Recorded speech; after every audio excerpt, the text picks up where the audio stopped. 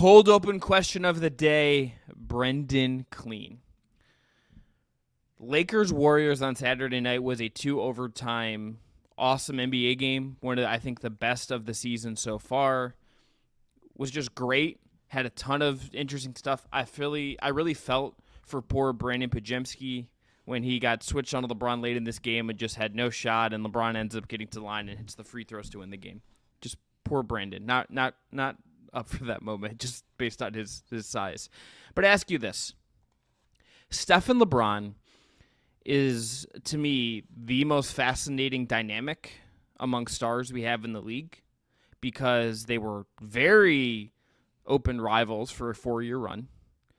And now they're buddy-buddy to some degree. I think there's obviously still rivalry there, and they're different shoe companies. They are essentially both competing for titles and playing the same conference and all this stuff.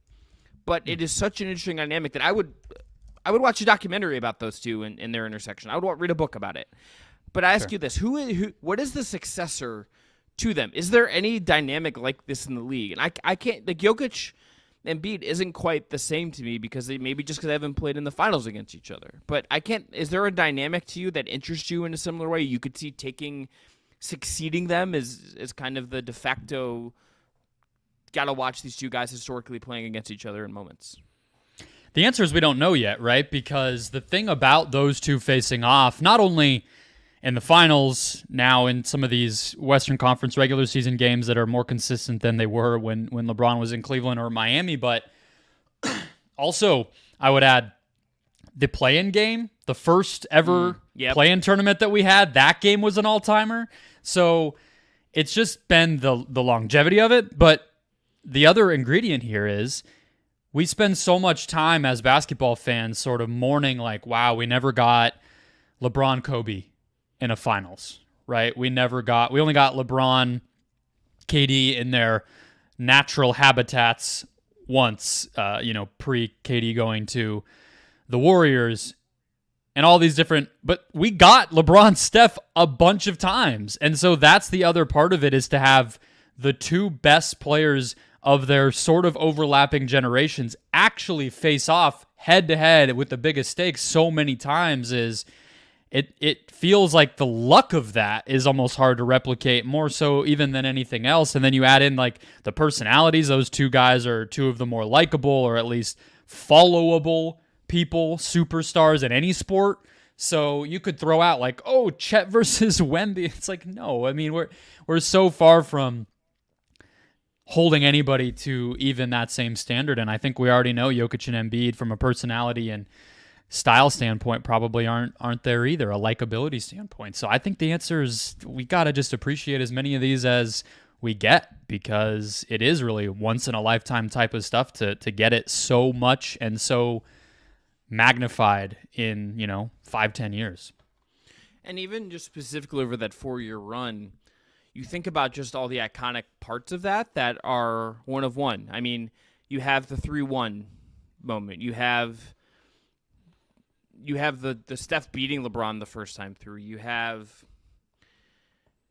Durant adding so much, like Durant's like a third wheel to that in a lot of ways, but he's Kevin fucking Durant, and he like elevates that and kind of gave Curry a very direct head-to-head advantage in the finals. And the odds of anyone playing in each other 4 finals in this modern NBA, much less 4 times in a row, is slim at best. So I think you have the right answer there. All right, coming up on today's show, we got some slop about the aforementioned LA Lakers and its championship tier check-in time a week ahead of the trade deadline. Let's get into today's Just Basketball Show.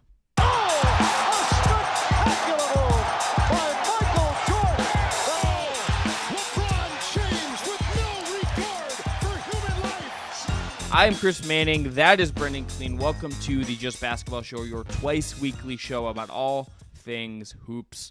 Want to tell you about our friends at Thrive Fantasy. Thrive Fantasy is a player prop DFS platform where you can pick more or less on your favorite players across multiple sports, including the NBA and the NFL. Sign up today with our code JustBasketball, and Thrive will match your first deposit up to $250. If you haven't already, by the way, please follow and subscribe to us on your podcast platform of choice. 5 stars only. Hit subscribe on our YouTube channel and follow us wherever you're consuming social content. Over on TikTok specifically, Brendan does some great breakdowns. Our guy Zayon does some great breakdowns. And our guy Colby Olson and I are doing every day of the week over-under prop picks for NBA games. So check that out with us. And again, use that code from Thrive Fantasy, code JustBasketball, for a first deposit match up to $250 and play along with us. Brendan, let's get into some slop because we're a week ahead of the deadline. Lakers slop in particular is just especially juicy. Yes, but let's talk through it. Why don't you start navigating us through this Lakers world here? So there's 3 different places that this is coming from, right? And it's kind of surprising and not surprising, right, Chris, that once again it feels like the Lakers' entire team is going to look different 2 weeks from now. That's just an annual LeBron James tradition.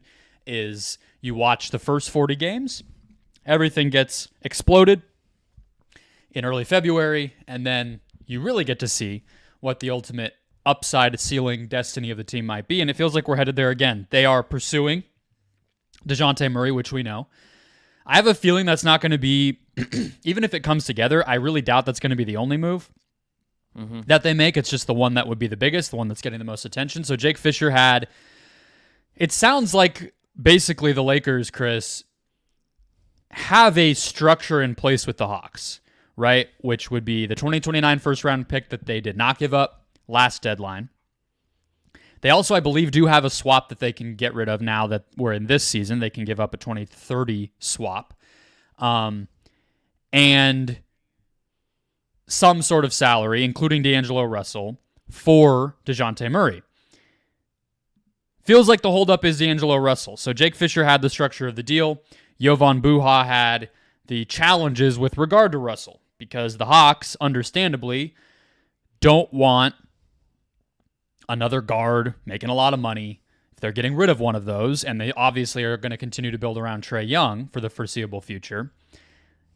But the problem is no one else really wants D'Angelo Russell. So I think we should pause there because the more news that comes out about this and the more difficulty that it seems that they're having trading him, Chris, I think we need to maybe reevaluate how we sort of yada-yada'd that deal in the offseason as, oh, that'll be traded.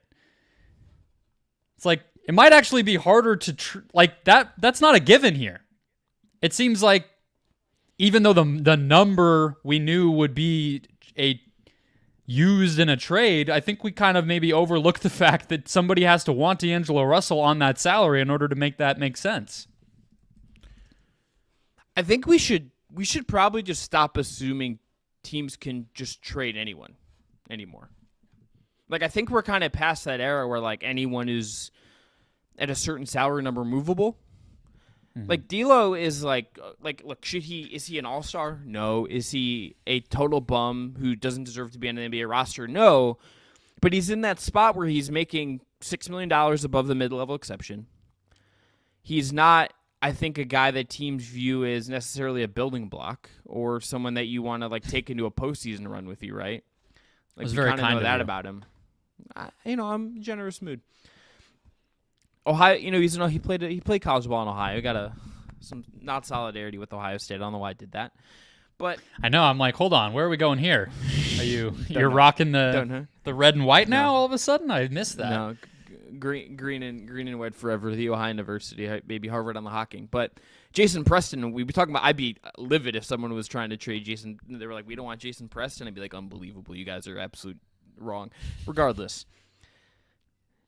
D'Lo is in this spot where when teams are thinking about aprons and thinking about all of these different salary cap mechanics, like $18.6 million for next season is not nothing to plan to have on your books. That is an obstacle. Yeah.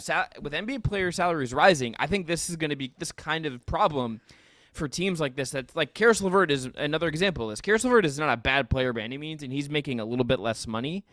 But if the Cavs were to try to trade him right now, and I don't think they are, I think teams would be like, do I want to be the team that's paying Karis LeVert like upwards of $15, $16 million for next year when, like, does that cut into my flexibility in other ways? I think what probably ends up happening here with D'Lo is they're going to need to convince a third team that's like a real stinky team. Like pick one of the dregs of the league and just pay them off with some seconds, and that's how this is going to work. But that's exactly, I think, the distinction that has to be made, right? To your original point of what's tradable. Russell hasn't played well enough and hasn't earned the trust of his own current team's coaching staff enough, although he's played better since getting back into the starting lineup. He was good on Saturday. I thought he made some really nice plays against the Warriors, for whatever that's worth. Yeah. But he's not at a level where he's positive value, right? You're not going to, and so the Lakers are in a position where they want to use him as something ideally that like is desirable as a portion of what they're getting rid of in order to bring Dejounte Murray in, whereas Atlanta's looking at it as something that they have no interest in. I think the other distinction to make is that D'Angelo Russell probably did better, and his agent, obviously more so, on that contract even than we realized by having next season be a player option. I think that was sort of the win that Russell and his camp got here was, okay, you're going to only give me 2 years. You know, obviously, we kind of all think of it as a slight overpay. Maybe you vary on that in general. But because I'm not really going to be able to control my destiny, and I know you're going to trade me, you're giving me a second year under my own control, and I get that player option. So I think that's really big. But I think we've talked about the fit of Murray before, and you know, Jovan Buha had the point similar to yours that it's really going to be the bad teams that might need his offense or at least be able to just sort of bring in his salary without it being too disruptive. Brooklyn, not a bad team, but you know, they need a guard obviously, and they're not winning right now. Charlotte, Washington, Detroit, and San Antonio. Those are the other ones. So those are the bottom 4 teams in the NBA. Do you think something gets done here? I'm honestly looking at this trickle of news with regard to the Russell Murray situation, and I don't really know if the Lakers have enough to tip the scales here. If they've always been sort of cautiously aggressive, if that makes sense. Like, they don't ever want to give everything. So if you're saying that they have to give up another second-round pick package or a young player just in order to offshoot Russell somewhere on top of what they're getting rid of for Murray, it honestly feels like they might not do it. I just think they should do it is kind of the problem. I think I get the trepidation, and like this is a team that's 9th in the West. They're 1 game over 500. I don't think we have them by any stretch of the imagination, you know, in the inner circle title contenders at this point. Mm-hmm. That's not where they are. But I think with LeBron, I think with AD where he's at, I think I would just say, dude, this offense needs a jolt. You only have LeBron for so long. You only have windows for so long. You already have kind of messed around and effed around and found out and kind of got here in the first place. I get that trying to spend your way out of things isn't always a smart move, but I think they should just do it. And like a second-round pick, honestly, I am pro player development. I am pro teams investing in player development. But at a certain point, second-round picks, they have pretty low hit rates. Just, you're not going to remember you traded that pick. You could probably convince a team to take some protections on it, and it's like a fake one anyway. Like I think you could probably do this and give a team a PR win of getting a second-round pick for taking on D'Lo, but then also not really give up anything substantial.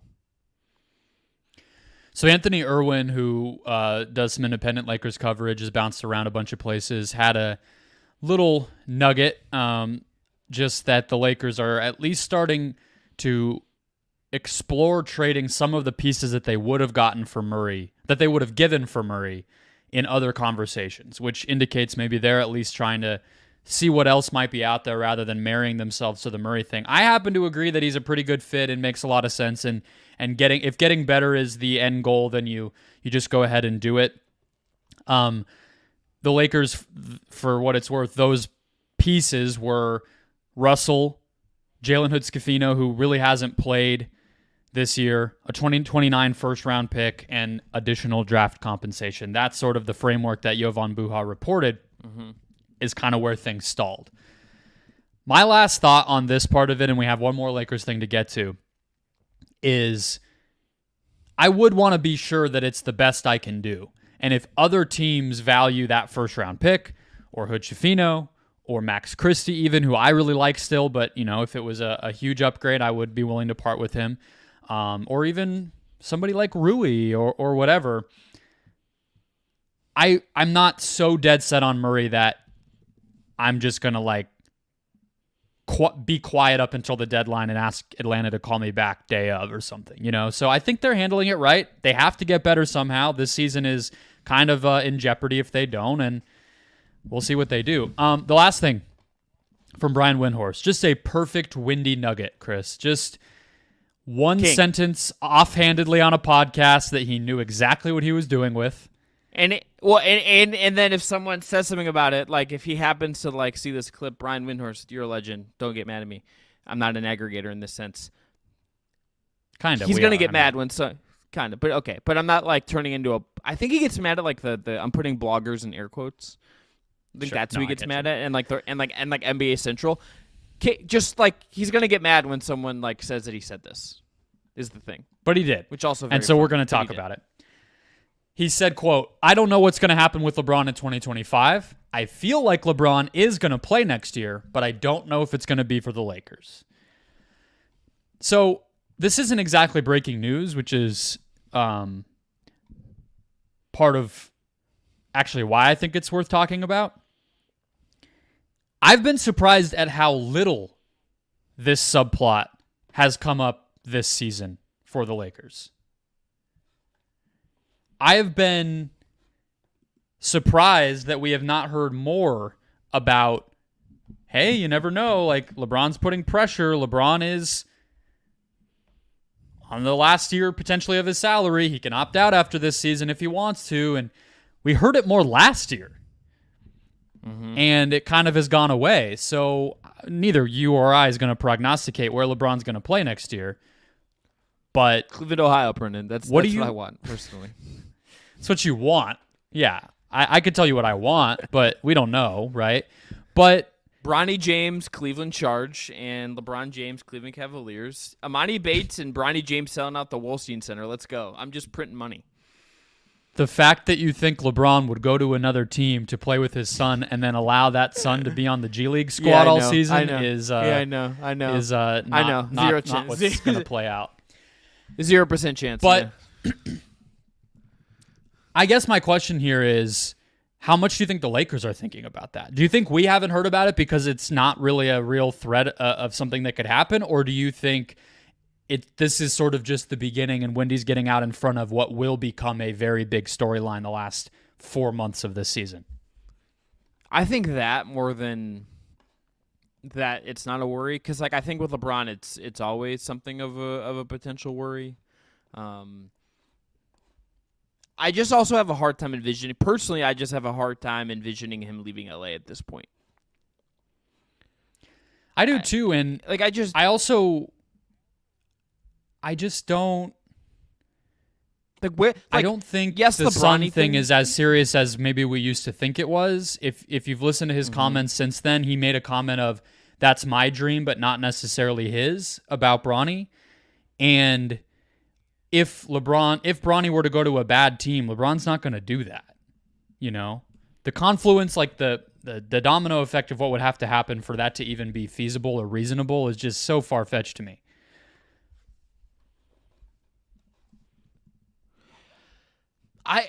We don't even know if Bronny's actually coming out. I think he is. And we talked about this a little bit. We're not sure if that's really the best thing for him. We'll see. I just think even from a business and where his life is perspective, there's not in many places LeBron James at this point in his life with a kid who's still in high school, number one, and playing in the LA area, a daughter, and then a wife and all the business interests he has. He's not going to up and relocate to the Washington Wizards or the Houston. He's not going to just be all right, I'm playing for Dallas now. That's not how this is going to work. He is, even when he went to Miami, the times he has moved, it has been obviously, it's just everything he does. It was very intentional. Miami was I'm going to team up with Wade and Bosch. It is an organization and Pat Riley and the allure of that. He comes back to Cleveland. There's the allure of winning the title there. It's unfinished business. It's really cementing his legacy as an icon of that city and that franchise. Maybe the best athlete that city's ever seen. It's him and Jim Brown are like the two pantheon gods of Cleveland sports. And then it's LA because it's the Lakers. It's the iconic franchise in the league and the place that he and his family want to live. He's not just going to all right, going to play in Toronto for a year. Yeah. Love Scotty Barnes. He's probably just going to be in LA is where I tend to think this ends up. And if he isn't, it's going to be a perfect situation for him for a variety of reasons, right? It's going to be something that by the time it happens feels obvious. It's not going to be a surprise or some random thing or, somebody tries to be a joker and draft Bronny way early and LeBron's like, guess my hands are tied. That's not going to happen. So it would be the Warriors or the Suns or an East Coast great market. Well, it would be a team that market-wise, proximity to LA-wise, whatever, maybe Cleveland and Miami you probably have to consider just from that. But, okay, let's use that as the list. We're at maybe 10 teams. I really think there's only 4. It's Cleveland, Miami, Golden State, and Phoenix. And I think Phoenix even, I don't even know how that works. But so I think it'd really be Cleveland, Golden State, Miami are the only 3 I could ever see. It's obviously not going to be the Knicks. We kind of understand the clutch Knicks relationship. Yeah, that's true. The Nets don't make sense. No, and he could have gone to Philly before and didn't. Maybe he's the cap space guy there, but I can't imagine LeBron in Philly is just something that doesn't make sense in my head. I think it's Lakers, Cavs, Warriors, and the Warriors want to be super weird on a lot of levels. Mm-hmm. Heat and Suns. It's a very small list. Well, we all know where I'm rooting, so let's hope it ends up. Brendan, both of us are rooting for getting to have LeBron in our backyard and the benefits of that, but also our bank accounts are can LeBron please come back to the city where we host a daily show? Yeah, well, feel a little squeamish about that kind of aspect of how this stuff works, but it is true. Yeah, I know. It's not great. It's not great. Yeah. But yes, I don't know. I think, the Lakers, if he demands a trade, even if he does not opt out of his contract and doesn't exercise that player option to become a free agent, if he demands a trade, they have to do it. That's just sort of how this stuff works. So it very well could happen. And I guess, again, to come full circle on that part of this, surprising to me that as they've had a pretty mediocre and disappointing season, especially since the NBA Cup, it hasn't been thrown out there more. But again, Brian Windhorst is great at this, and he knows what he's doing. And I think we should maybe hear him out on things like this. Even if he's not on First Take pointing his fingers up in the air, we should take him at his word here. But I think that's it. There's going to be smaller stuff from the Lakers too, but it feels like this Russell thing is really holding them up on a Murray deal, and I think they got to explore other things because they have to improve this team if they don't want this LeBron thing to become a bigger story. So they're definitely connected. Yeah, and we also had the thing last week where Dave McMenamin had been they are looking at Donovan Mitchell and had stars labeled for different points of their future. And I was just okay, good luck, buddy. Good luck. Would love covering the Lakers to just be able to throw stuff like that out and have it be probably real. I'm not doubting Dave McMenamin, but it's if the Wolves beat writer threw that out, it'd be you're fired. John Krasinski's guys, the Wolves are really looking at trading for Kevin Durant in the next 6 months. They have their eyes on him, and it'd be okay. Yeah. Sure. Not exactly going to be taken seriously there. Not at all. Let's get into contenders and what is going to come here. I want to tell you first about our friends at Homage. Homage is the ultra-comfortable specialty apparel company with vintage-inspired designs from the NBA, WNBA, NFL, and much more that pay homage to the greatest stories, traditions, and figures across sports, music, and pop culture. Use our link below. Make your purchase. Support the Just Basketball Show. I am wearing a Homage hoodie right now. I'm going to be driving in a little bit after we finish recording this. This hoodie is super comfortable. It's super cozy. can't beat it. Have their eye on starter jackets for them as well once those drop again for the NFL and MLB seasons. Very excited to get a Guardians starter jacket from our friends at Amacho. Again, use our link below, support the show, and get yourself or someone you care about something nice. Brendon, let's get in. You made our list of contenders, so I'm going to turn this over to you. Let's start tier 1. Who's in the tier? And let's dive in. Yeah, as a refresher, the way we do our championship tiers here is starting at the top, going to the cellar dwellers down at the bottom. Each tier has 3 to 6 teams. They are grouped that way for a reason. They are all to be treated equivalently in terms of how likely they are to win a championship. Within each tier, we will try to discuss who is trending up, who might be trending down, and we're going to highlight at least one team from each group, kind of break down where they are, what's important with them, their latest games, all of those sorts of things. So, tier 1, we'll call the real contenders. And as you and I have discussed, and I don't think either of our minds have changed here, Chris, that only includes 3 teams.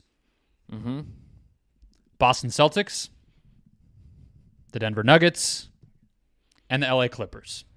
Now, because these teams are at the top, I'm going to say nobody's trending up or down, so we'll skip that part. Well, can I just say one thing about I kind of have the Clippers on the up. They went into Boston and had a fantastic win on Saturday. Kawhi was great. They were absolutely stifling on defense in that game against Boston. They're one of that is about as impressive as we have seen a team play the Celtics all year.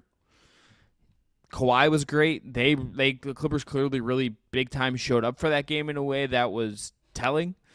Boston had an offensive rating in this game of 82.2. That's like 1950s basketball levels of listlessness. It is so far below league average competency that it's astounding. George and some of that is Mike just like ass offensive rating. Yeah, JJ Redick is slandering the families of teams that put up offensive ratings like this. Like that's just where it happens. But like they weren't good. They didn't. It wasn't even that they turned the ball over a lot either. The Celtics like relatively didn't turn like pretty good turnover rate in this game. The Clippers defense was just that good. So I was going to sneak in a segment we are wanting to get off the ground and forgot to prep here. The best win and worst loss of last week. To me, this was going to be my pick for the best win of the week. 100% has to be. What's crazier about it, even on top of all the things you pointed out that were just so lopsided, is Boston was not only the home team, they had the rest advantage. The Clippers had played in Toronto the previous night. So the Clippers came in on the second night of a back-to-back. Toronto to Boston's not like the shortest flight in the world. It's real travel. It's not like they were in LA for 2 games or something, right? And blew both teams out. They blew the Raptors out, not as impressive, by 20. They turn right around the next night in Boston, blow them out by 19. To me, and the Clippers were the team we wanted to highlight, I think, obviously, as we're in it now. This team is piling up wins like this.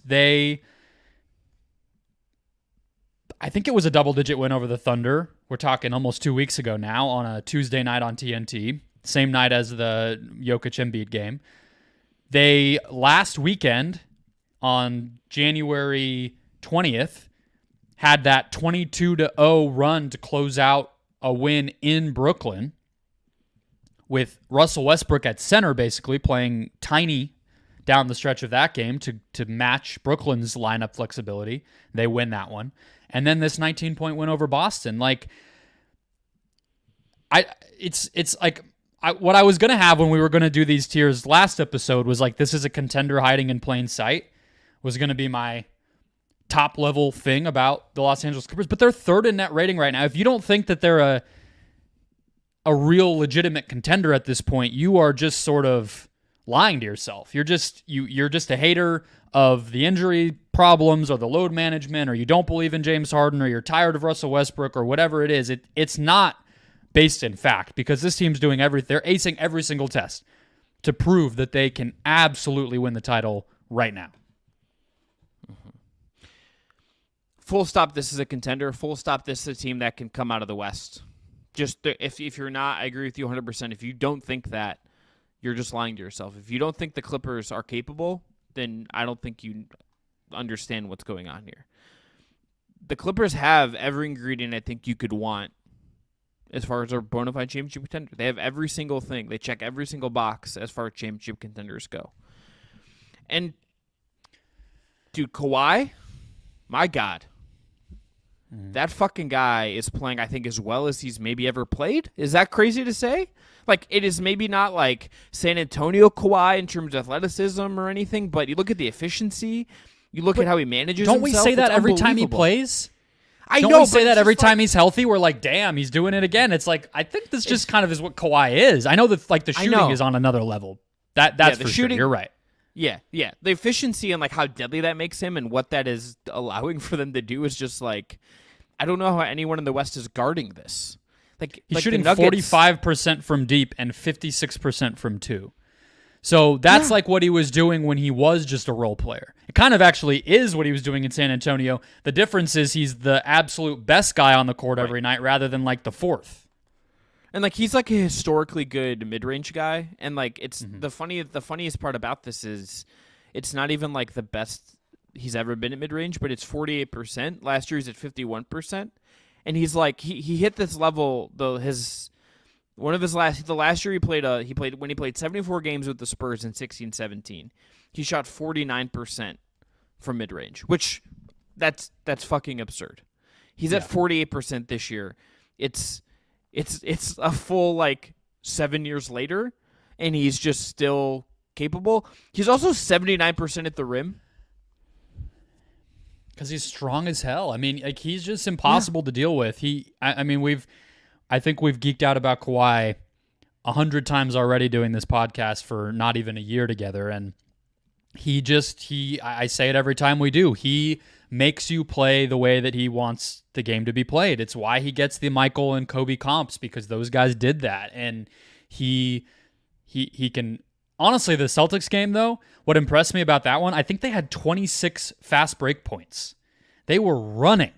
And you would never have said that about a James Harden team in the past. You would never have said that necessarily about a Kawhi Leonard team all that often. They don't even play small anymore. Like that used to be what the Clippers were known for, right? Is they have Batum to go to at center or, we thought when they got PJ Tucker, they're going back to it. No, they have three legitimate high-level centers, and one of them at least has been hurt most of the year, so they haven't had all three. We'll see if they keep them all past the deadline, but between Tyson, Plumlee, and Zubats, they're huge. You wouldn't necessarily think they're going to run being huge, but they just can do everything. They can beat any kind of team, and it's because of mostly led by Kawhi, they just make you play their game. Boston was getting no penetration against them going downhill. It felt like every shot was a lift. And then on the other side, you're watching and you're like, Kawhi just gets where he wants to go. Harden just gets to his step backs. How's Paul George wide open for three? Russ is playing like a lunatic, playing like the freaking Tasmanian devil and actually kind of being like a power forward center like we've always wanted him to be. Like, I think they're one wing away. Amir Coffey is a leaky, loose part of their rotation. Maybe they just trim him off and they just play 7-8 guys most nights in the playoffs. That would worry me a little bit given their injury history. But if they can improve that even a touch and they can do like a PJ Tucker plus Bones Highland or PJ Tucker plus Kobe Brown type of trade, I might even have them as the favorites. Like I feel that good about them right now. I really, really want Nuggets Clippers in the playoffs. It is contrasting styles. It is contrasting types of star players.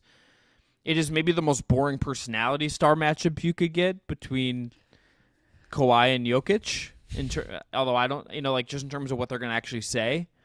But the guys on the periphery would give us plenty. I mean, Aaron Gordon's going to fight somebody, Jamal Murray's going to MF somebody, and James Harden's going to, it's James Harden. Like we don't need too much. The main guys can be boring. I want that series too. Yeah.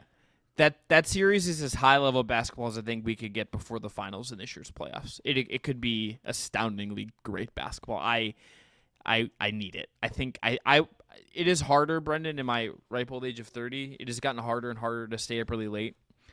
I would be sleep deprived for weeks to, I think, just make sure I'm catching that series live, every single morsel of it. Okay, so that's our top 3. Those are the real contenders. I'll throw one more number in there about the Clippers.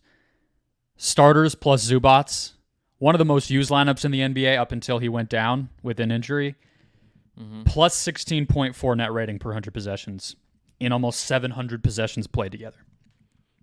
Like, if you're telling me that lineup's playing 30 minutes a night together in the playoffs, I'm wondering how it gets beaten on top of everything we said. So once they get healthy with him back, they'll be even more formidable than they've already been lately. All right, next tier, wannabe contenders. This is not meant, the new Twitter meme format of whatever, parentheses, derogatory. This is not meant to be that, okay? But I don't think they're there yet, and it's 4 teams. Philadelphia 76ers, who I have as our trending down team, although it's probably mostly because they just didn't play their guys in Denver, and I'm annoyed by that.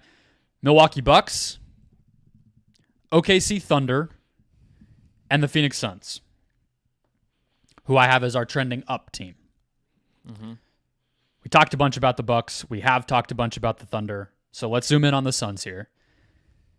6 straight wins heading into Friday night.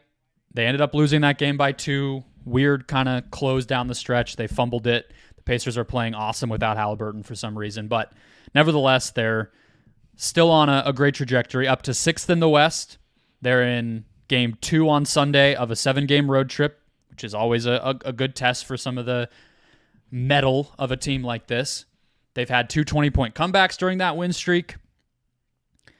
And they are just starting to look, not just from a result standpoint, Chris, but from a how standpoint, like the team I think we all expected them to be. Unstoppable offense, but a lot of these games are getting decided by how well can they lock down on defense when they need to, and can they win on the margins and clean up the little stuff with such a top-heavy roster.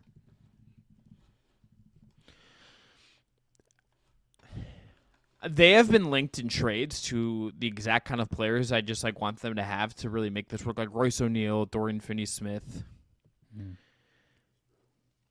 And I can't quit this team fully, Brendan. I don't think this quite works with the Cavs, but sometimes I feel like I'm so close to some of the Cavs stuff where I'm lower on them than I should be, and then you are close to the Sun stuff before marking them as trending up in a way that you were like, I'm not sure what's kind of going on here. Times when we talk about this off air, but I just also I watched the Kings game and I watched that Bulls game, and I watch what they're capable of when they're just rolling, and that's just another team. I don't know how you guard them. I don't know. I think that is the vision of this team. It's okay, you're up 20. Doesn't really matter. We're just going to end up cooking. And then Booker's just on this run where he's just putting up night after night after night of monster performances. And that's the Devin Booker I was expecting to see at the beginning of the season, when I thought this is if you wanted to make a deep cut MVP candidate, that's the kind of guy I was looking at to maybe ascend into that conversation this year. And then instead it looks like Embiid, if he plays enough games, is in good position to repeat. That team is just awesome. They're doing the thing they needed to do, which is get into the top 6. That's kind of the most important barometer to me. I still think it's a really hard sledding for them if they do. They're probably stuck in this tier to me if they end up 5th or 6th, just based on the hard path there. But they're fully capable of just ruining anyone's night on a given night with how good that offense is, and particularly how good the Book, Beal, Allen, KD 5 is. They just find one more guy. And, the Bulls game, it was Drew Eubanks is getting minutes. They could and Keita Bates-Diop coming in for defensive moments. If they can just find, one other piece, I feel great about where this team is going. And they seem to just be settled down, which is a really big deal. Yeah, I think they probably need 2 pieces, but they're tiny pieces, right? I don't trust Eubanks. I don't trust any of the wings. So it's they really have 6 players right now. And a lot of these games, the one hole you might poke in them is the best guys are playing just so much, and it's just not sustainable. I'm not predicting injury or something, but that you can't ride players that hard for 82 games plus and expect it to work. But for now, their most used lineup, which is their current starting lineup, Booker, Beal, Durant, and then Allen and Nurkic flanking them, has a 131 offensive rating. I mean, that kind of speaks for itself. They're eighth in Gangbusters. offense as a team now, despite a weird start to the season for like the first really 2 months. I think they kind of started to turn it around Christmas. That's 2 lost months, and they're still at eighth in offense despite all that. So they're coming.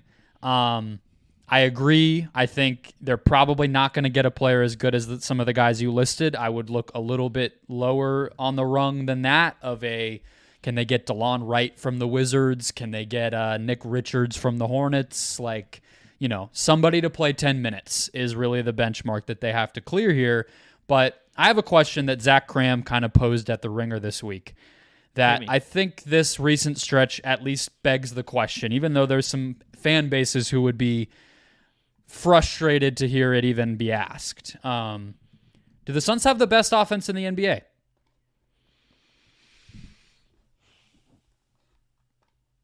I still think it's Denver. I think we said that on the last show, actually. I think we just talked about this to some degree, where even if they're not the most quote-unquote efficient offense in the league, that is Indiana right now, and Denver is actually 9th in offense for the year. That, to me, is still what I think of when I think, okay, what is the offense if I need to win one game or max out a fourth quarter? What is the best offense in the league? I think I go Denver because Jokic just problem solves for everything and elevates guys. But Phoenix, if I were to say what is I think they might be my number 2. I think that would be my number 2, particularly if they could just get a Nick Richards eating up Drew Eubanks minutes. Nick Richards is not a consequential player in many ways, but that's a solid, capable NBA player, and replace a not solid but kind of capable-ish player in Eubanks. So they're up there, and they're certainly, Brendan. If I'm an opposing team, I don't think there's a more scary team in terms of the hot hand idea. If there's any one team that could get rolling and just never be stopped right now, I think it's them because of KD and Book. So I think I would agree.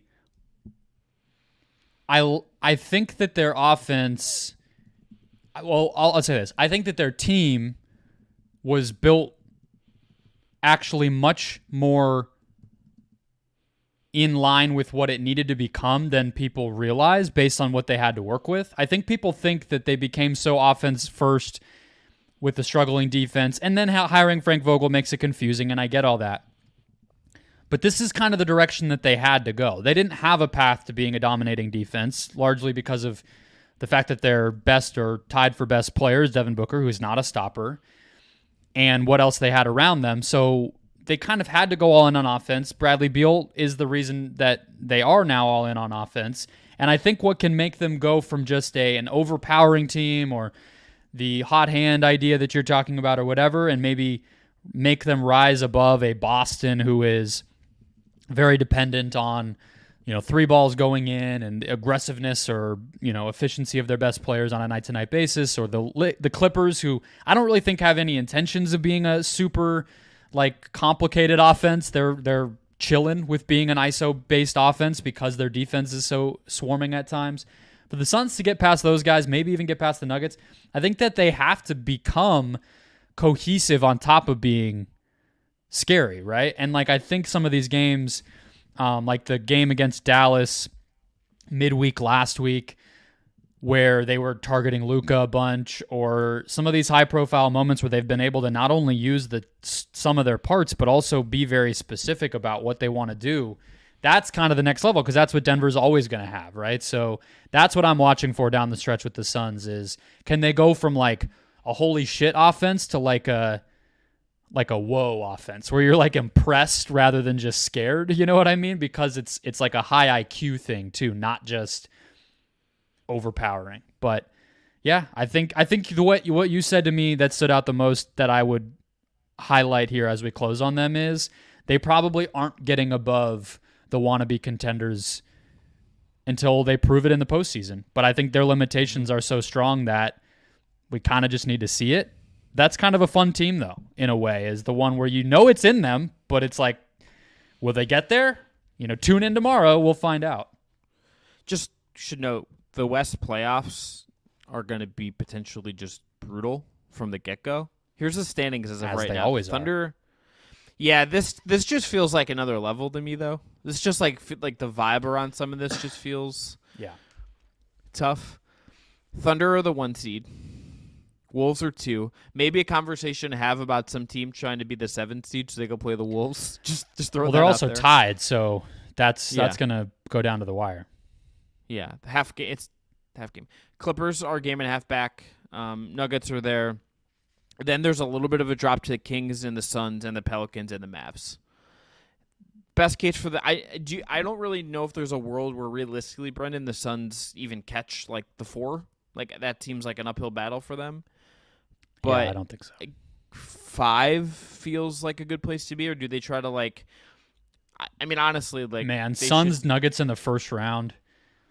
I'd be doing wellness checks on you like every single day. I think.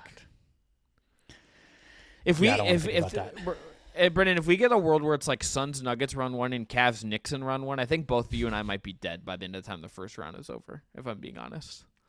I think so. I think that takes us to tier 3, which I've called I Need Answers. It is the Minnesota Timberwolves, the Dallas Mavericks, the New York Knicks, who are awaiting a prognosis on Julius Randle, who has a separated shoulder. It sounds like the X-ray came back negative, meaning he didn't like fracture his clavicle or anything, but the MRI, as far as whatever the under the skin stuff that might have gotten damaged is going to cause him to miss time for. That is still to be determined, so we will see. It sounds like it could be pretty significant, though, so that's not the answer I need. We know Randall's been great this year, but obviously that could really hamper their regular season standing spot. And then the Cleveland Cavaliers, Chris, your Cavs, who I have as the trending up team. Trending down, I don't really think it's fair to say for anybody. We've kind of bullied the Wolves enough. I think but even having them here is like, compared to the rest of the teams that I've placed them in the company of, I wouldn't say that they're trending down more than these teams. It's like the fact that they're even here is kind of the downtrend, you know? Yeah, the fact that I was looking up their trade rumors and it was like Monty Morris could be their big who's played 2 games this year, could be their big trade deadline get. I'm just like, they really just need like another person who can dribble, don't they? They do. They are 16th in offense, which is actually a little bit up from where they had been. But yeah, I think that they are, of course, a huge prove-it team. They've never won a playoff series during Karl-Anthony Towns' career, and this roster is offense deficient. We'll see what the deadline does for them, but I need answers, as I said in the tier name. But let's talk about the Cavs. Their win streak was broken by the Bucks this week in their first of 2 matchups against Milwaukee, but then they beat Milwaukee the next game, which is a nice sign to see, and both games were competitive. Cleveland made a late run in the first one. They are number 2 in the NBA in defense.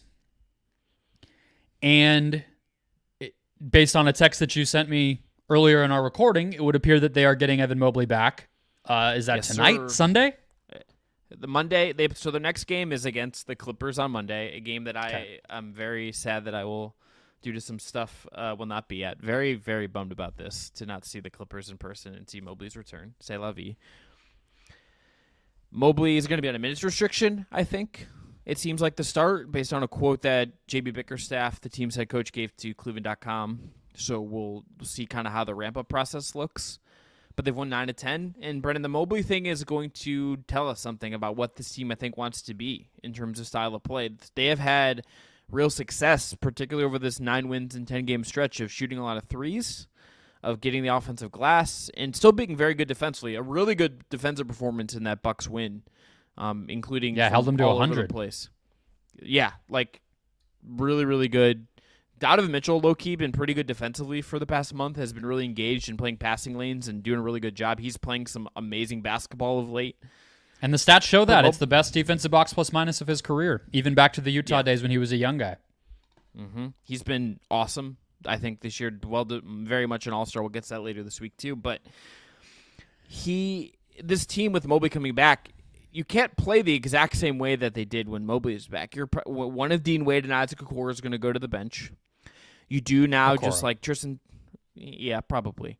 Okoro Core's been pretty good though. I hold on. I'm not saying he's not, but you side. can't have three non-shooters in the starting lineup. To your point of how they've been playing, that's the opposite of what they've been trying to do. Yeah.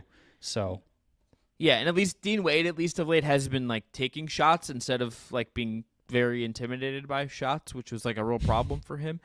Not great for him. But Mobley coming back means that they're going to have to find a middle ground between how they wanted to play with fully healthy and then this identity that has really worked. Like, I think they need to keep finding Sam Merrill minutes. I think they need to keep, like, just don't play a backup center. Evan Mobley is your de facto backup center now in terms of eating up those minutes. I don't need to see Damian Jones play any minutes for this team now that Tristan Thompson prior to his PED suspension would have also not needed to been seen now that Evan Mobley is back. Well, that was going to be my guess / suggestion. If JB is listening, is like just stagger them more. That's the easy first step of what you do to integrate Mobley based on how not only like how they've been playing, but how well Allen has been playing. It's not just that he's like been the only center and you got to figure out what that means. It's like, no, he's also been fucking awesome at it. So it's like you really got to almost make space for him just as much as you're trying to create a good structure for Mobley to thrive in, because Allen's earned it. It's almost like disrespectful to be like, all right, the young kid's back, Allen, you got to take a back seat here. Like, no, I think you have to ride what's working, what got you here. So yeah, I'm fascinated by how that's all going to play out. We've seen teams with the Warriors use both of their bigs as dribble handoff guys. And that's really been how Allen has functioned as a hub. It's like dribble handoffs with the role players and pick and roll with Donovan, and more of an aggressiveness to score, I feel like, from Allen than is typical for him. And he's been really, even making some like jumper and floater stuff that he doesn't often bust out. And can you do that like double with each big on one side of the court and kind of play like, 90s basketball? I don't know. I'm very, very fascinated by what they do here. But how much of what we've seen during the win streak do you think can carry over, considering how much will have to change inevitably because of the stature of Mobley and Garland coming back? Can they keep the style? Can they keep the rhythm? Can they be as good? Like, what are your expectations when they do finally get healthy? Because they went the exact opposite direction when those injuries hit of what we all thought. I think they can keep some of this up, but I think they're gonna need to be very intentional about it. Like, I think Sam Merrill just needs to play. Danny Chow wrote a really good blog about Merrill at the Ringer, but he's just been like an unbelievable shooter. He's shooting nearly 43% on 6 threes a game and 16 minutes a game on the season. He's had multiple games where he's taken over 10 threes in a game. He has added a real dynamicism off ball for this team that they just needed. He's like, Max Strus is a more well-rounded player, but Merrill has kind of become the de facto like light you up 3-point guy, and he has really good chemistry with Mitchell. It gives Mitchell easy outlets. It just gives them more spacing. I think it makes life easier for Wade. I think it makes life easier for Okoro to just be on the back end of plays at times and get up shots where they need to. I think you just got to keep finding minutes for this guy. He's been solid enough defensively as well, I think. So I think you got to keep ways to playing him. I think you stagger them at center. I think also when Darius Garland inevitably returns, which will be soon-ish, I think you have to push him more into different and ask him to expand himself in some ways to play into the style as well. But I think you got to just keep trying to play this way. They have been better as a result. They've been cracked. The rebounding thing has been a huge boon for them. And I never quite understood how a team with Allen and Mobley on the floor a lot together wasn't a particularly great rebounding team, but they've been killing it on the glass as of late. Certainly you can look at the schedule and poke some holes in that, like they've played the Wizards twice in there and stuff, but like you play who's in front of you, they're playing really well. I think and they proved something playing the Bucks so competitively. Yes. I know they lost one, but it's like if they had just gotten flattened in both Bucks games, I would doubt it, but they didn't. Yeah. And the first one wasn't even so, like, yes, they lost, but if like they just had like a slightly, like, that was not a particularly good Mitchell offensive game, and if Mitchell's like 5% less goofy in that game, they might win that game. Like, it's in play if Mitchell's just like a little bit better. And then Okoro like had Damian Lillard in hell for 2 games. So like they're playing really well. I think they have to just keep leaning into this and ride this out as long as it goes, even if you're going to have to make some adjustments with Mobley back. I really want to see if Donovan Mitchell can channel this into actually being the most impactful season of his career. Because the numbers would show you that he is kind of doing the things that a lot of people have asked of him for a long time. Be more efficient and egalitarian with the ball in your hands. Play a little better defense. Make the teammates around you consistently better, not just being the best scorer on a team of other guys. And he's doing that. Can he continue to do that when the other dudes get back? There's a lot of players that can do this when the roster looks the way theirs currently does. There's very few players who can do this impactful, this level of impact with a great team around him. And it's going to be a very fun subplot down the stretch. All right, let's get to tier 4, which is called pick up the phone, i.e. make a damn trade. The Miami Heat, they already did that. I think they might need to keep the phone in their hand here. The Indiana Pacers also already did that. Kind of feel like they may need a little more tinkering. The Los Angeles Lakers, who we covered in depth to start the show, and then the Sacramento Kings, Chris, who I will allow us to zoom in on for a moment, specifically on Keegan Murray. I have the Kings as the team trending down, although maybe it should be the Heat, truly. They've been pretty bad lately. And then I have the Pacers as trending up, partially related to the Siakam trade, and then they've actually kept winning, even with Halliburton going back down after just one game together. But Murray, it feels not quite like the season we expected him to have. But I think that there's a lot of reasons for that, and not all of them are his fault. What are your thoughts on Keegan in year 2 here? I've been thinking about him in relation to Brendan, them not trading for Siakam, and there's something about this outcome that I quite like. In that, yes, it is. There's still more I think I would want for him. His usage would be cool. I like that he is just taking more spot up opportunities. I like his overall flow, but you mentioned in our notes he doesn't isolate much. He rarely gets to run the pick and roll. I understand how that hasn't happened because they have De'Aaron Fox, who's still having a really great season, and I kind of get that the structure of this team is not necessarily built for Murray to just get to easily eat up some of that stuff when they're pushing for a good playoff seed and all of that. But if they had made a Siakam trade, I think it would have made them better. I still think you ultimately have to kind of look at stuff like that if you're them.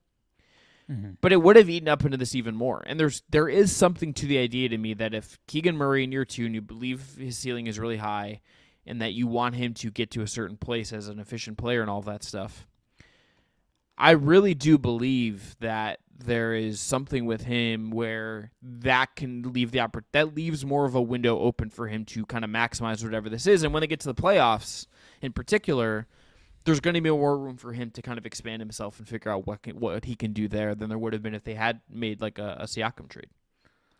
Yeah, Monk is obviously there too as somebody sopping up even when Fox is not on the court or as a secondary guy when he is. A lot of those possessions. So, yeah, there's not a ton of wiggle room. What I would say is, honestly, watching this team and even remembering the moments last season when Murray wasn't even doing as much as he's doing now, the way that he was used in the times that he excelled, I feel like the guy standing in the way of him maybe more than even those guys is Kevin Huerter. I feel like if you just put Murray in some of the dribble handoff stuff and Barnes runs it, with Sabonis, you could see Murray kind of finally creep up above 20% usage and really feel like a night-to-night impact guy. Now partially it's just because he doesn't have to do it, right? It's like they don't need him to score in order to win. And I think the other flip side of what we're talking about is what they do need from him is to be awesome at defense. And I do think he's taken a step forward there.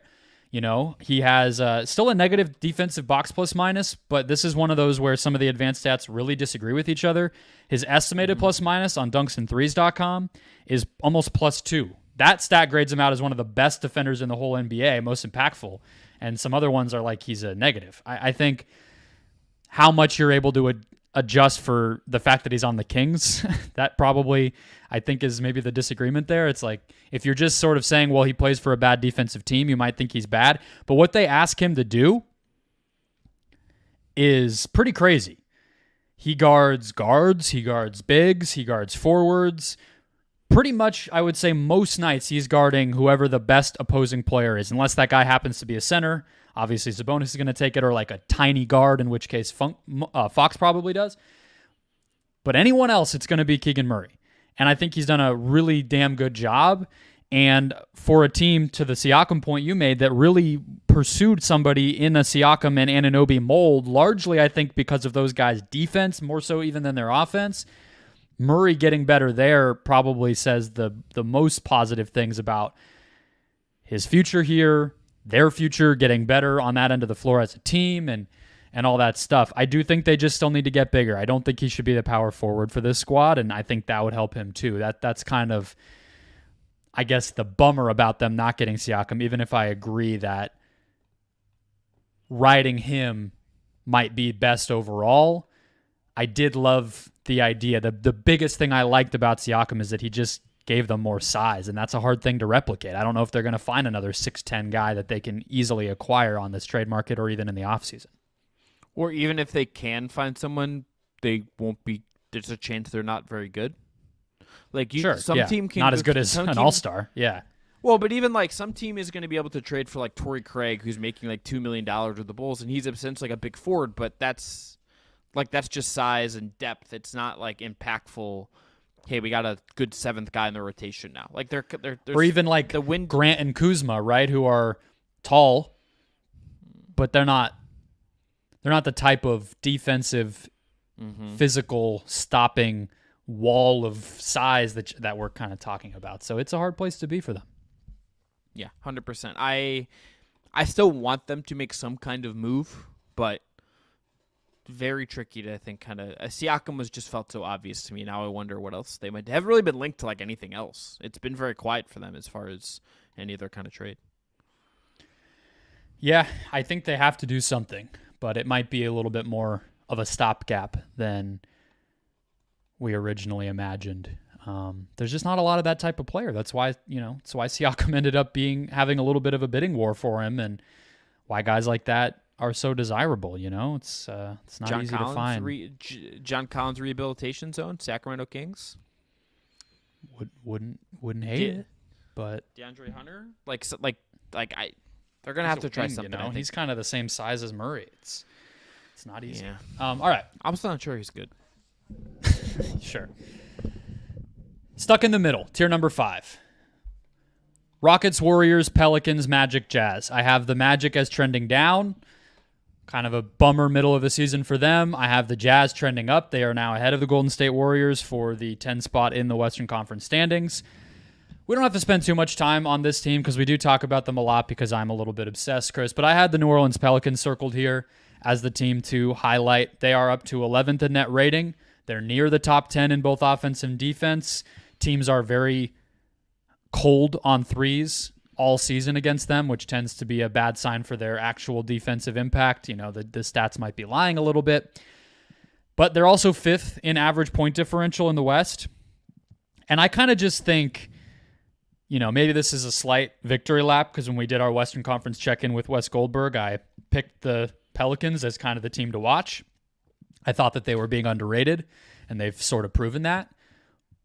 But at the same time, I like them as a regular season team, and I do not believe in them at all as a postseason team. That's pretty much where I'm at with New Orleans. Yeah, and it's interesting that in the trade markets slop we're getting, they've been linked to wanting centers. That's been the most recent reporting. And I understand that maybe you want to improve on the Valanciunas spot, but I also don't know what that's accomplishing for you exactly. Yeah, I don't even know if it's an upgrade on the Valanciunas spot. It is weird. I think it's somewhat of a he can't play enough thing, and Larry Nance gets hurt all the time, and we just want some cushion there. I don't even know if they want a center who would actually play playoff minutes for them, because Valanciunas has been awesome, and when Nance plays, he's kind of always good. It's just a hit or miss, if you will. Yeah, I was kind of wondering if there's a world where they swap out Valanciunas and go pivot to a Nick Claxton and what that would look like. I've been thinking Sure. about like that kind of interior presence that's a little bit different, but then you're trading something offensively, I think, there as well. So it's not exactly perfect. I mean, that's what we talked about with Schmidt preseason, right? In the preview, it was can the rest of the offensive environment get better enough that they're not so dependent on Valanciunas? And even though they've had a good season, the answer is still no. They still need Valanciunas on the court a lot to be their best because of what he does as an offensive rebounder, a finisher, a screener, all that stuff. And it's just this team just does feel always like a little waiting to be snake bitten again, which just kind of makes this hard as well. You mentioned Nance, McCollum, and it's not fun. And they've also been linked to being like, hey, they're not going to trade Herb, and the differential tells a story and all this stuff. It just feels like there's something just kind of waiting here. They feel like they're never trending up or down. They just kind of are. It's true. You don't want to jump the gun, and again, I'm optimistic about this team. I think they're better than people give them credit for. I think Zion, even though he's had I would say a very disappointing season overall. Yeah, I think his adaptivity is worth praising here. The fact that he is sort of playing like stylistically like a more aggressive Ben Simmons type of a role. Like if Ben Simmons didn't avoid contact, is kind of how Zion is playing. He's really like a point forward, and I think there is something to be said for that, even though we got made fun of for like, oh, I'm trying to adapt to a new thing, and everybody was like, dude, you're a number 1 overall pick. What the hell are you talking about? I think this is what he was talking about. He's really like, he's a playmaker first for them, and I don't know if that's always what he should be, but like I think there's something to be said that he's adjusted his game. But yeah, I think if they don't figure it out by the end of this season and win a series, probably it might be this might be the last few months you get to watch the BI and Zion tandem. Maybe highlight some games on the calendar, get a few eyeballs on those, because it might not be going on much longer after this.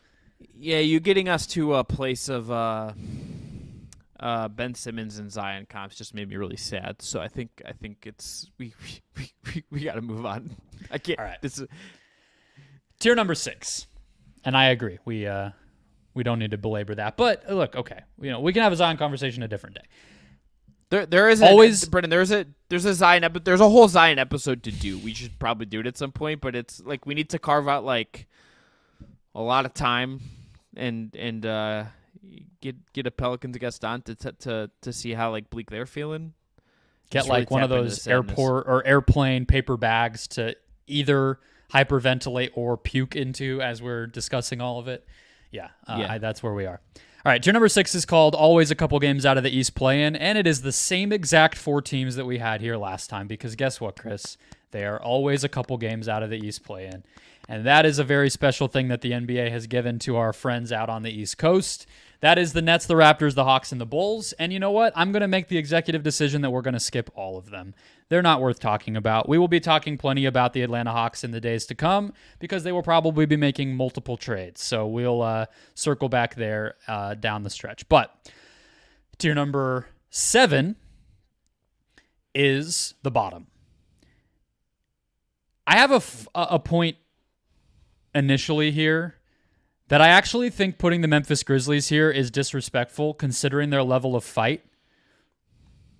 But this is where they have to be. They're also not in the East, so I can't put them in the previous tier. So maybe kind of just played like myself. so maybe just like they get their own tier and it's just like The Grizzlies. scrappy, but it's just the Grizzlies. Tier It's like 7, scrappy. the Grizzlies.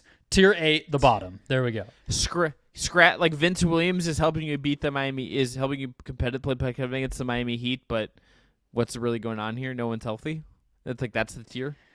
What's going on here is Taylor Jenkins is damn good at being an NBA head coach, and we deserve a W for all the way back in November pointing that out, that he was not the problem, and he has been vindicated. I think he's one of the best coaches in the league, actually. But other than that, yeah, they, they're just treading water. They're just trying to get out here, get their pick, and go home. But they're too good to really fully tank. So there we go. They're their own tier. the only Grizzlies thing I want to ask you is there one of their random role guys that if you were another team, you'd be like, yeah, let me just like give you 2 seconds and then I can have John Conchar or something? Is there anyone you like? Well, Kennard. Yeah, Kennard. He's just like a little like pricier. Sure, but he also he not fully convinced as a playoff player because of his defense, but he'd be the one. Yeah, that's fair. Okay, tier number 8, the bottom. And that is the Spurs, the Blazers, the Hornets, the Pistons, the Wizards. No surprises there. But let's focus on the Hornets, who just traded Terry Rozier. I mentioned Nick Richards' name once already. There is a Miles Bridges conversation to be had once we get closer to him actually being dealt or when he is already dealt. Chris, I think we can avoid that for now. Gordon Hayward appears likely to be bought out from what all the rumors would indicate. His salary is just too big. I think you maybe could get something for him in a trade if he was making less money, but nobody's going to give up multiple players to get up to that 30+ million. So unfortunately, his time in Charlotte may just end with a whimper there. Whether it's any of the names I just said or beyond that, from a transaction standpoint, who do you have your eye on that could actually, sway the playoff picture in some way if this is a kind of a fire sale like we are expecting in Charlotte, finally? I'm a PJ Washington guy. He is versatile. He can play multiple spots. He can unlock small ball for you. There's just a lot he can do that is hard to find. He's on a pretty affordable contract. It's like 16 this year, down to 15 the year after, and then 14 the year after that. That to me is a guy that's potentially worth a first of some kind. I think he can be a top 8 rotation guy in a good team. I'm just a fan of his game. I'm a fan of what he does. I'd like to see him get to a good team in a good environment. And I know that there's maybe like they just have minute concerns with, Mark Williams has a setback from injury and all this stuff, but I think I would just get value for him, and if I'm him, I want to go play somewhere good, and you could pick a lot of different teams that I think could use what he does. He is this year's Sadiq Bey for one very specific reason, which is that popping open the NBA app on my phone on Saturday night and pulling open the Jazz Charlotte Hornets box score and seeing that he went 17 of 22 for 43 points was probably the single biggest one individual player stat surprise of the season. But that's what he can do. He's a skilled offensive guy. He can score in a variety of ways. He plays off of other guys. He doesn't need the ball. I think you're right. If you get anything defensively from him, it's sort of just a cherry on top would be my read on that. What do you think Gordon Hayward can give somebody? Do you think that it's just naive to believe he's going to be able to stay on the court? Because I think if you're getting him as a buyout, and there's the over-the-apron teams can't get him because he makes too much money. So it's somebody sort of in the kind of middle of the playoff race. But if you were to tell me I don't know, the Pacers, give him back to his rightful home where he wanted to go all along, or the Wolves, I would give him 15 minutes a game. I think Gordon Hayward could help somebody. I agree. I think it's got to be very limited. I don't think he's playing 32 minutes a game in the game he's played this year. That's a little high, but I think if you get him 15 to 22 in that range, he does some ball handling, he makes some threes, he's big and at least he's competitive and he's just competent.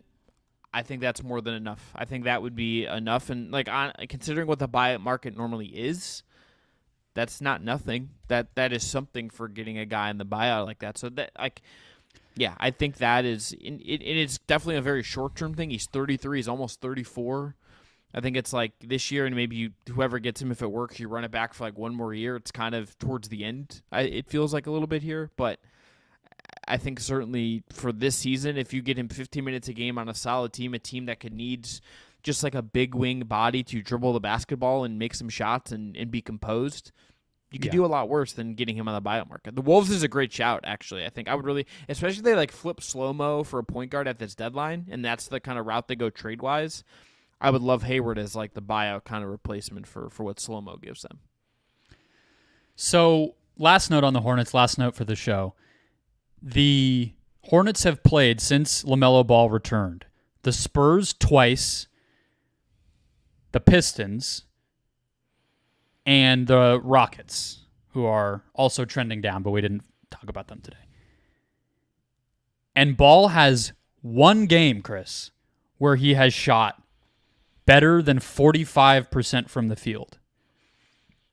And he has one game of not having multiple turnovers. He's putting up terrible box score after terrible box score. 5 of 14, 9 of 24, 6 of 21, 6 turnovers, 4 turnovers, 4 turnovers. Like, that organization is really in for it. That might be the bleakest situation in the NBA. I feel bad for Hornets fans, but the fact that Ball has come back and it has meant nothing, and they're getting just blown out by mediocre or bad teams. They lost by 36 to the Spurs. They lost by 34 to the Rockets. I don't know. It's bad. Something's off with LaMelo. Something is off with what he's giving you, and maybe they just need a new coach and the organization reset in the summer. But I think for what his potential is, you'd expect more out of him even in these moments. You expect it to feel something when he's back like this, and it's not really moving the needle much. Maybe the Pistons and the Hornets also need their own category at the bottom. Just depressed? Because at least like Portland and San Antonio and Washington, we kind of know what's going on there. They're on their way up a little bit. The Washington has a little further down to go, but they tore down already, you know. Whereas the Hornets and Pistons, it's like it's just a big ol' depressed shrug from me, to be honest with you. I might put the Wizards in that tier as well, just because I have not seen a more sad basketball team in person this year than them. Yeah, and they're paying Jordan Poole lots of money. They almost came back and beat the Suns. So my Wizards experience this season was very exciting. Did you by chance see the Jordan Poole quotes about legacy? I think we got to save that for a different. That he deserves his own episode too. If we're doing a Zion episode, we need a Poole episode. These were from a couple months ago, but they came up on Reddit recently, and I was just like, all right, I'm officially done with you, Jordan Poole. You are just we're not. And if we do a Jordan Poole episode, we need to retire. That's for the Patreon. That's like after dark. Yeah, you know, that's real sicko shit. All right, let's members end there. Only. Yeah, members only, $100 to each Brendon and I individually, and we'll talk about Jordan Poole for like an hour. And by the end, I'll be out the window. Is what'll happen there. All right, we're gonna end there. I'm Chris Manning. That is Brendon Kleen. Please subscribe, rate, review if you have not already. We'll be back Wednesday. We're gonna get into All-Star games coming up. We're gonna get into who should be on the teams and whatnot, and then Rob's any more trade slop we'll cover then as well. Until next time, I'm Chris. That's Brendon. This is Just Basketball Show. Peace out, everyone. Enjoy the hoops.